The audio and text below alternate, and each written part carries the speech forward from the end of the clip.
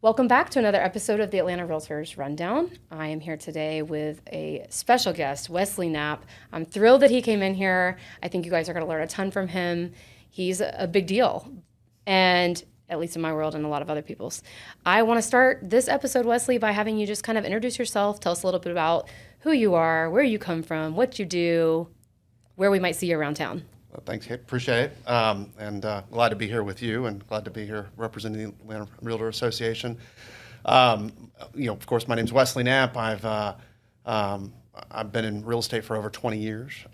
Started back in the day when I was an engineer coming out of Georgia Tech, and not exactly a normal path, but I don't think anybody has a normal path. Everybody thinks, oh, I'm different or the same or whatever. But at the end of the day, I started off at Georgia Tech and was an engineer and was working in corporate America, and kind of realized that I finally figured out one day that I was more of an entrepreneur. I didn't know it at first, and it took an opportunity to have literally I got a promotion and a pay decrease one year. Ooh. And that was an opportunity, and I felt like I was walking into a wall.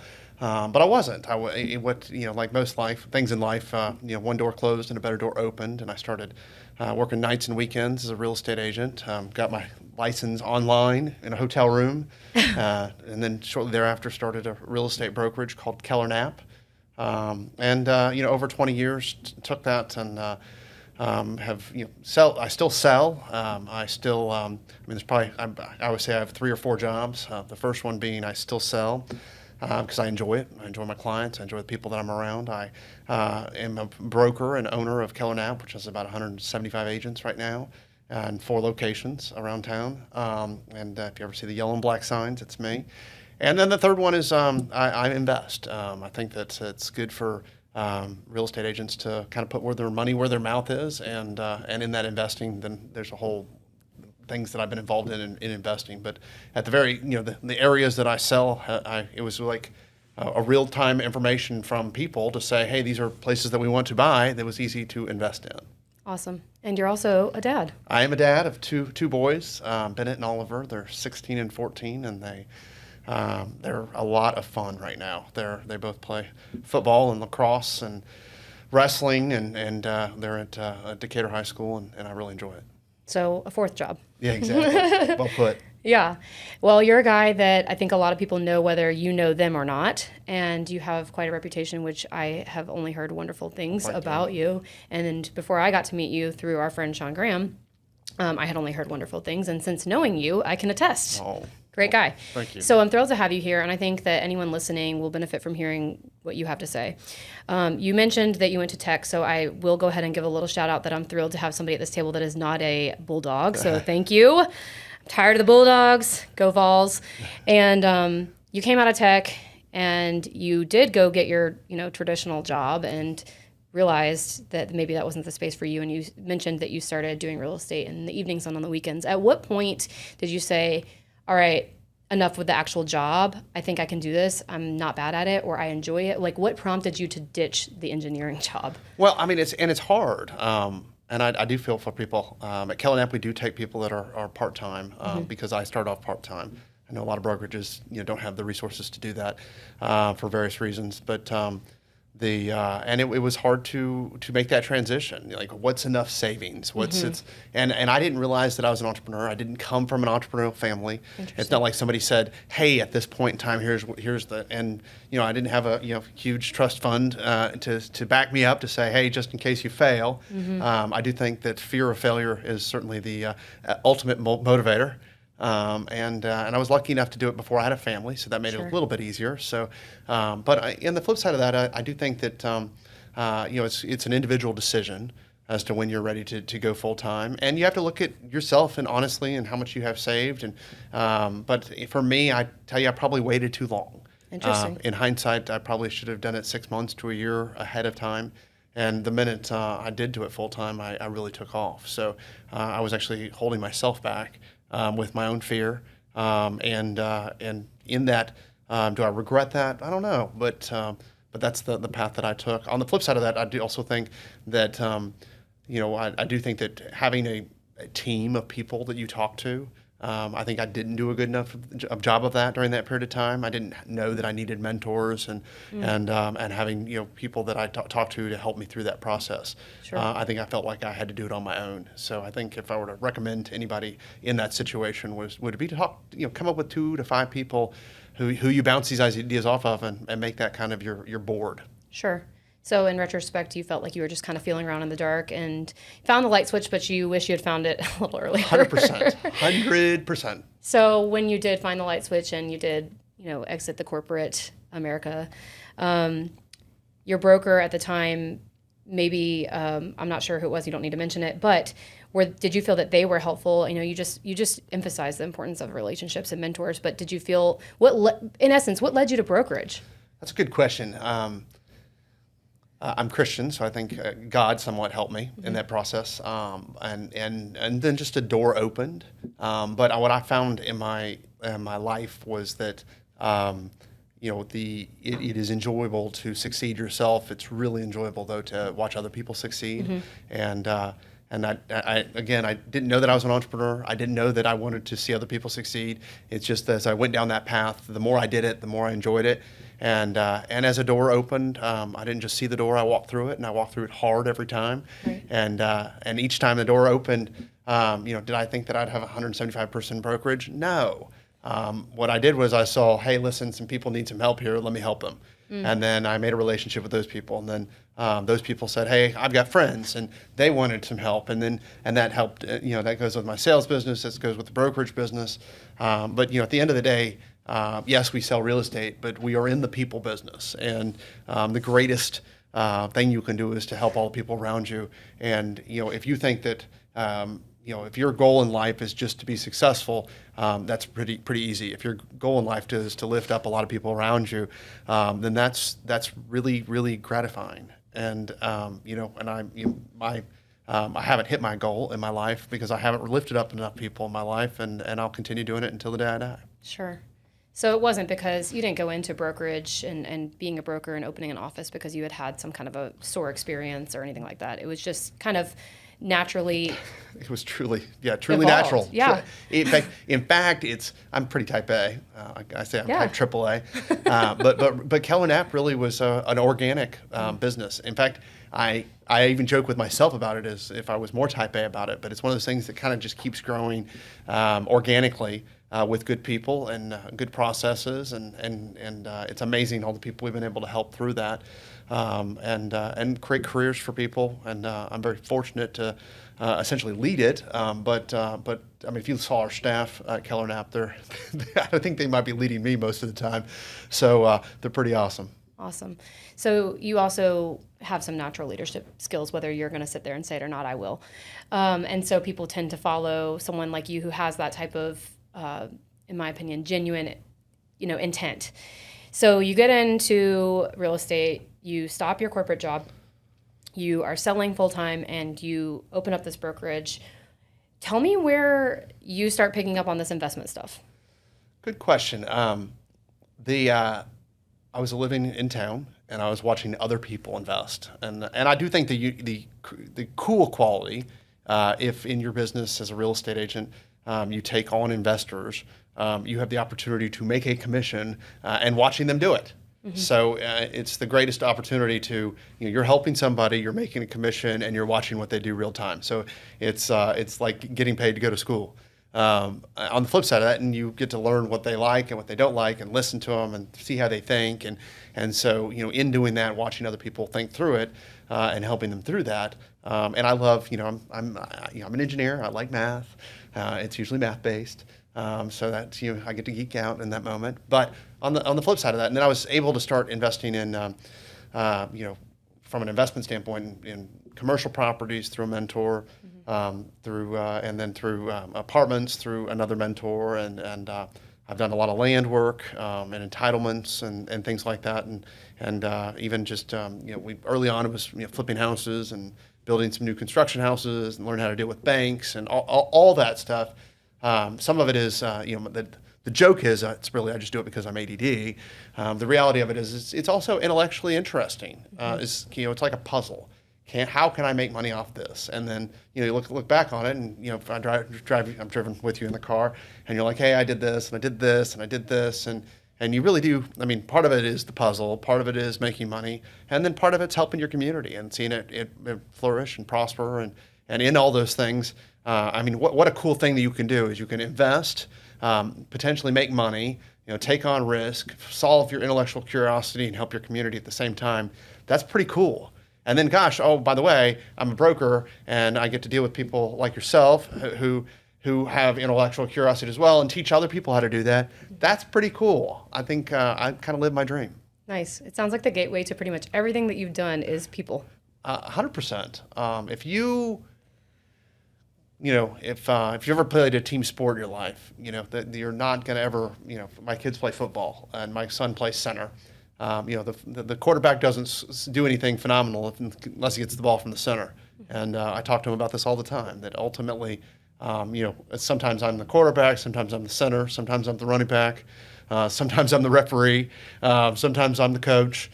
But every part of this is a team sport. And if you think that you're going to do anything on your own in your life, you're mistaken. You need people. And people, I think we learned during COVID, first and foremost, that people are what motivate us. People are, what was the thing I saw the other day about Steve Nash, the basketball player, that one of his motivations was that he physically touched people 239 times on average per game. Wow. High fives.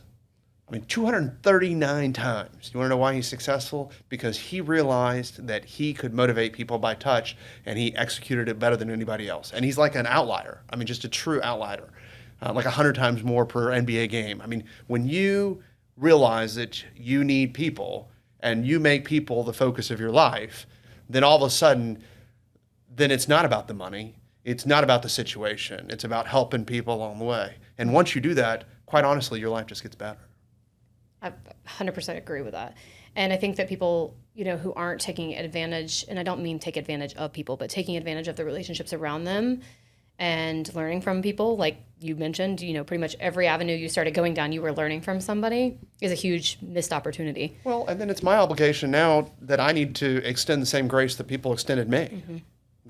How lucky was I that other people took that opportunity to join me and teach me things? Then I need to do it 100 times. Right. So all these people have poured into you, and now you're ready to pour into the next person. Amen. Yeah. Awesome. I love that. So you have all these things going on. You've kind of, dipped your toe into the commercial stuff or the investment arena. At what pace or at what point in your career do you feel like you just said earlier in the beginning of our conversation that you haven't reached your goal, but at what point did you feel like, okay, I'm actually good at this, or I might be okay at this, or this is something that is working really well for me? Where were you in the stage of this past 20 years of real estate where you woke up one day or had that aha moment? Well, I do think success breeds success by default. If you get successful in anything, and success is whatever you want to make of it. I mean, you're a successful mom.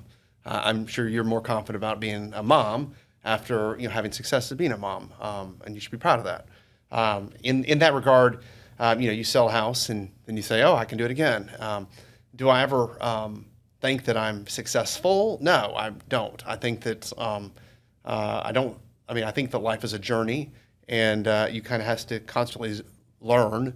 And at the point in time, and I'm not sure I'm answering your question exactly, but at the point in time where you stop learning, you stop growing. And we all have that friend who's like, oh, I knew I've got everything I need in life, and you see them stop growing, and then they usually start retreating. So I think in mine, it's a constant intellectual curiosity. So I don't think I've reached that pinnacle or anything like that in my life.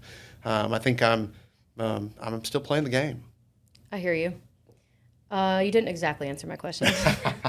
I more so would want to know I've been doing this 14 years, which is a decent amount of time for my age because I started really young. Absolutely. And I talk to a lot of people who are just now getting into real estate or have been in a few years, and they're like, when am I going to feel like I'm good at this? And I look at them and think, you're doing great. Well, this is wonderful. But I'm curious for someone like you, and I try to think back on my own journey and think when was the point where I was like, all right, I'm pretty good at this and I'm going to stick with it and I know it's going to work for me. Well, two sides of that. First one is imposter syndrome with social media has never been bigger than now. So I do think that, if you just in general, I worry for my agents. I worry for people around me all the time because, I'll look up and you'll see them on Facebook and you think they sell 40 houses a year and they sell 3.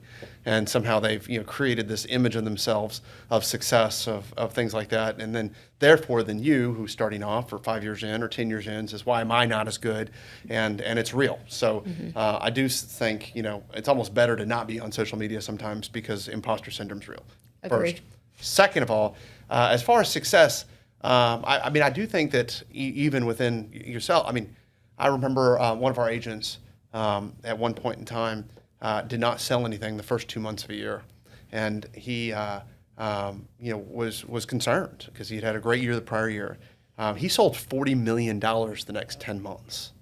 My point is that the hardest thing about our business is it's not linear. You're not getting a certain wage per month, and you don't know. And I've had other people who aren't having success, and they need to make some tweaks to it. But I do think that to have success in your business plan, and have a defined business plan of how you're going to get your clients and how you're going to go through this, and tweak it along the way if needed. But know your successful business plan. Have confidence in that. Sure. Because you can always resort back to that. Hey, listen, I get my clients from these online things. Hey, I get my clients from going to parties. Hey, I get my clients from my friends. Hey, I work my friends and family. Hey, I work my database. Hey, I do, because you can always go back to that. Because what happens a lot of times is people get that imposter syndrome. They say, oh my gosh, so-and-so has a new website, or there's some new technology, and it's the new, whatever it is, the shiny object out there that says, it was the e-buyer. It's the whatever it is, the shiny object, and there's a shiny object every year to 2 years. Yes. Guaranteed. And that will create imposter syndrome as well, maybe even worse than social media. And at that moment, you're going to say, man, I should be doing this. I'd be more successful.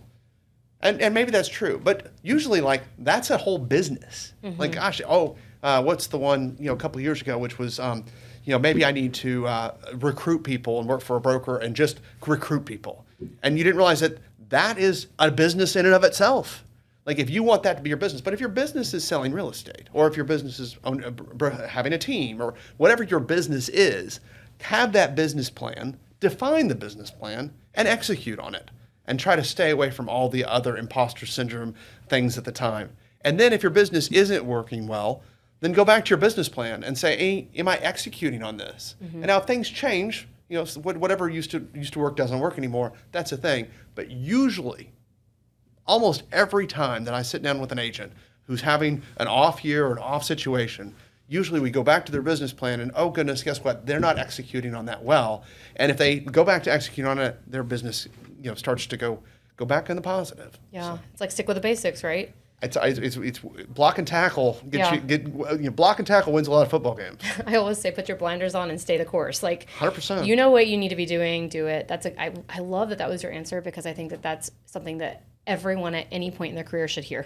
Well, everybody wakes up at January 1st and says, oh my gosh, I'm selling 0 this year.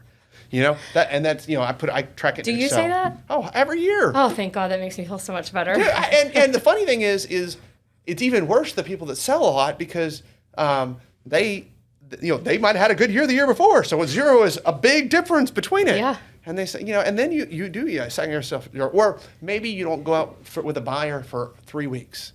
And you say, oh my gosh, and then you go show a house and you're like, oh my God, it's been a while. And you're like, the cobwebs, dust, and then all of a sudden you show, 40 days in a row. Yeah. And people don't realize, oh yes, that 1 week was low, but guess what? Then I worked 120 hours the next 3 weeks in spring when everybody else was enjoying the sun. I was out there hoofing it. But to some degree, it's funny. I had a mentor of mine said, well, you have confidence in your business when you have downtime and you actually enjoy it and you don't worry about it. Run that back. Yeah, seriously. Seriously, yeah. Because you typically, when I remember in the middle of the downturn from let's say it was 2008, all of a sudden I felt the pull back in the market. Sure. And I started going after deals that were like 1% chance, probably 0.5% chance. And I spun my wheels a lot.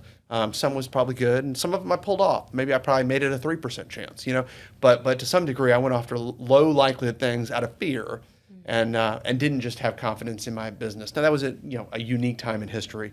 Hopefully we don't ever return to there.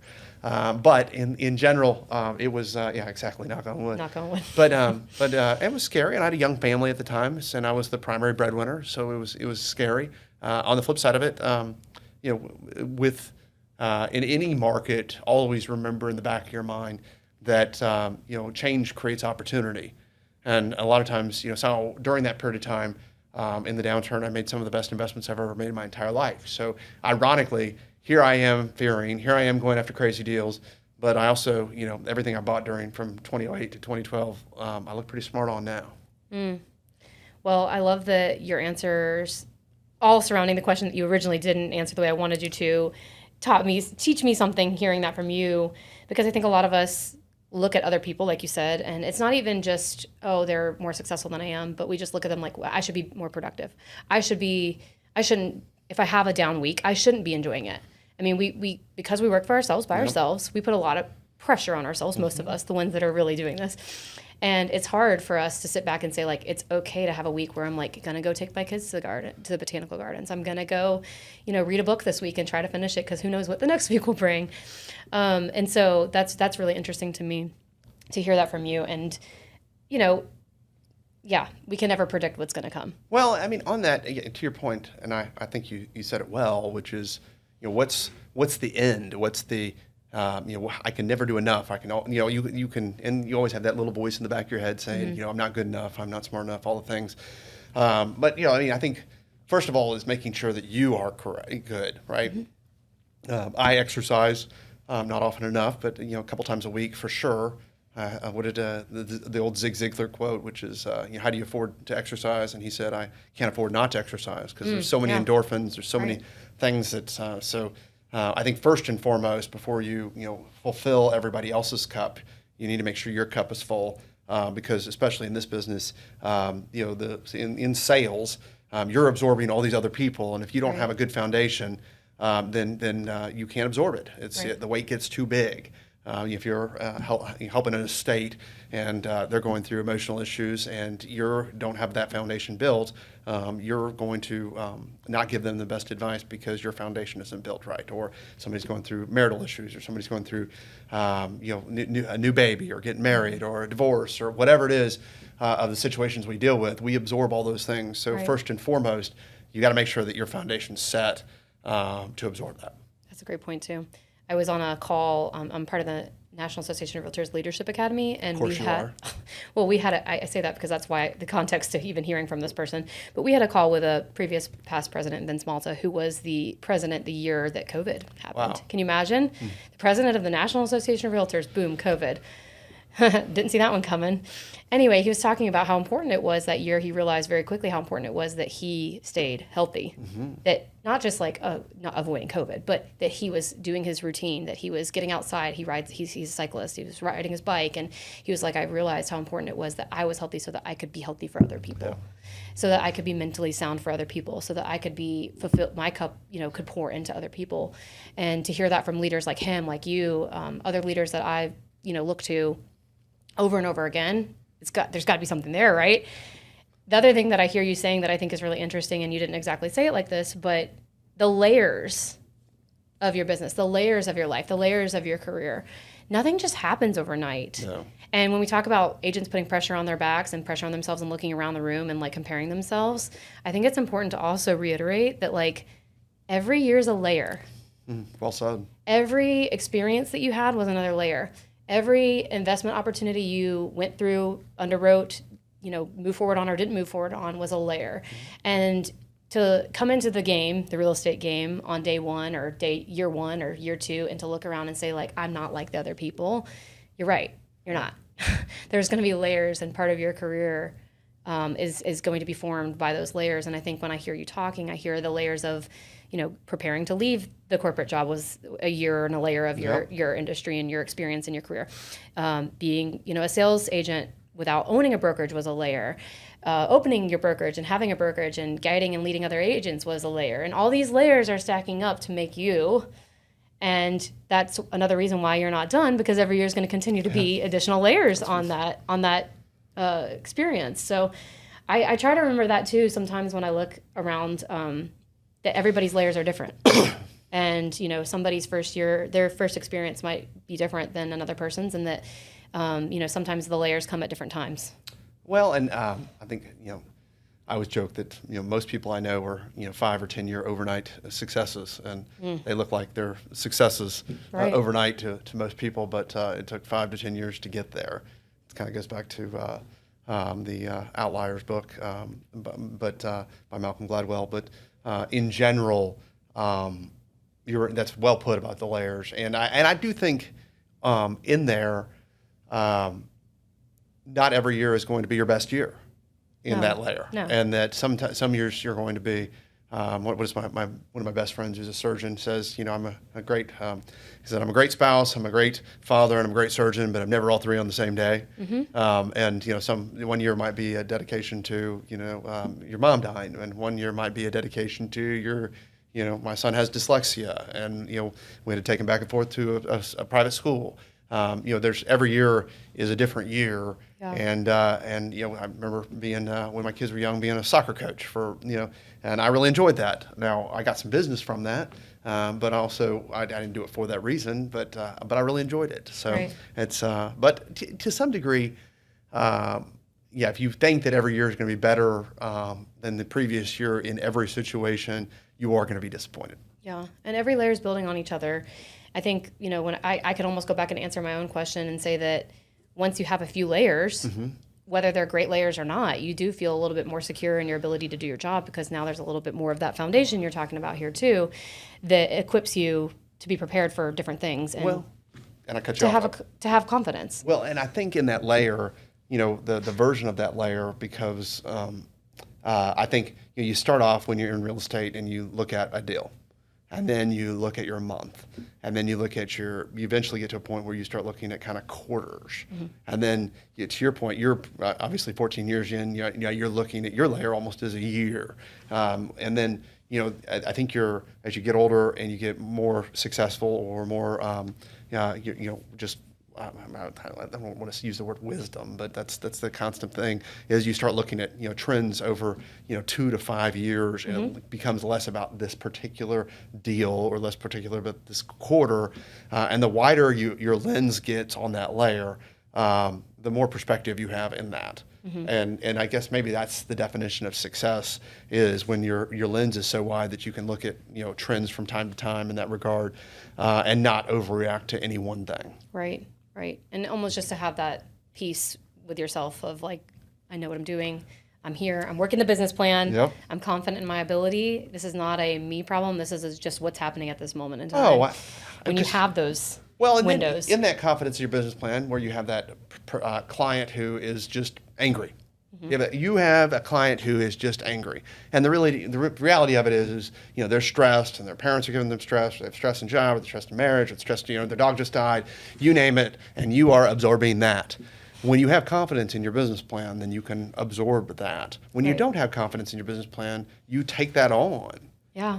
Great point. And it's hard, and then you say, and then you usually internalize it, and you say, "Gosh, am I good enough?" Or "I'm not having success," or "Hey, you know, maybe this isn't the career for me," or all that stuff. And you know, if you didn't sleep well, or you drank too much the night before, or you didn't exercise that day, or you're dealing with your own stuff, and you know, your kid's angry with you, and you know, it's hard to absorb all that. Sure. But to your point, we have to be on our best game in order to be the best for our clients.